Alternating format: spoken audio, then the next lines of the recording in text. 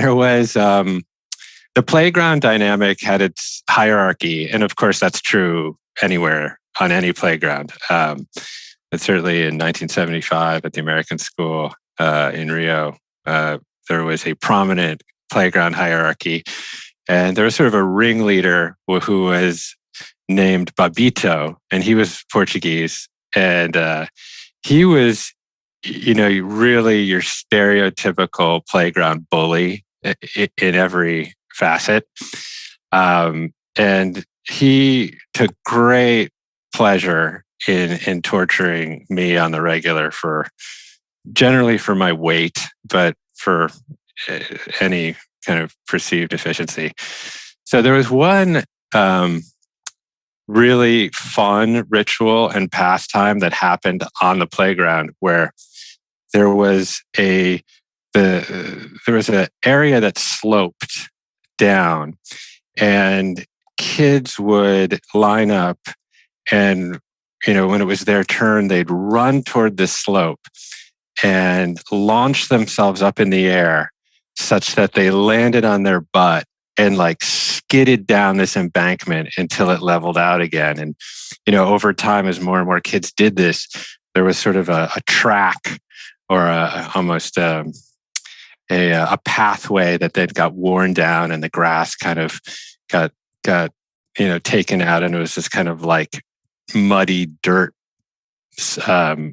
almost like ski slope that emerged. And I assiduously avoided this pastime because my body wasn't really meant for launching up in the air too much. But on one particular day, I got I had an extra dose of gumption, and I queued up, and kind of sturdied myself. And so, I approached the slope, and I did my thing. I got going as quickly as I could, and I launched myself up. And sure enough, there I landed on my butt, and it certainly wasn't going to receive, three tens from the gallery. But I made it down the hill, and to a couple of cries of "Americano, Americano," whatever. Like people couldn't believe I'd done it. So this was a big moment on the playground for me because I'd finally mustered the confidence to get myself to join the rest of the group in what was an activity that repeated itself. So came back up the hill, and with vigor and brimming with confidence, got back in the line, and then it was my turn again, and there I went, and this time with a little bit of extra vim, and launched myself up and landed. And as soon as I landed, I heard a sound that essentially eclipsed all other perceivable phenomena, which was the unmistakable sound of ripping jeans.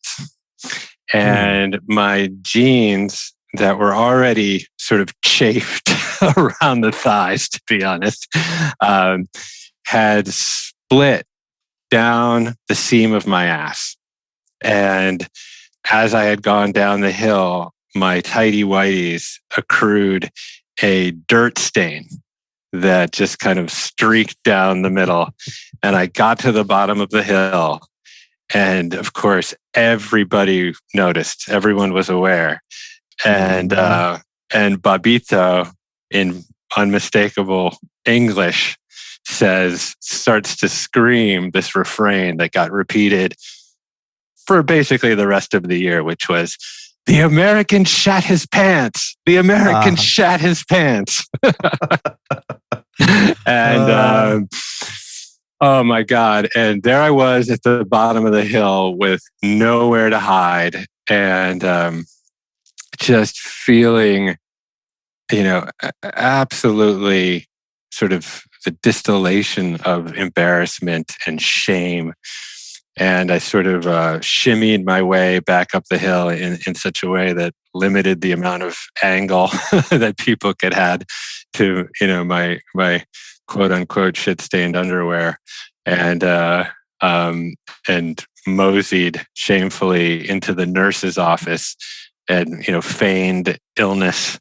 And, they took my temperature. They're like, well, you seem fine. I'm like, no, no, no, no, no. And, my mom dutifully came in and picked me up, and I sort of shuffled off with the backpack, low around my waist. And as I was kind of going off and getting into the car, the refrain piped up again, the American shat his pants.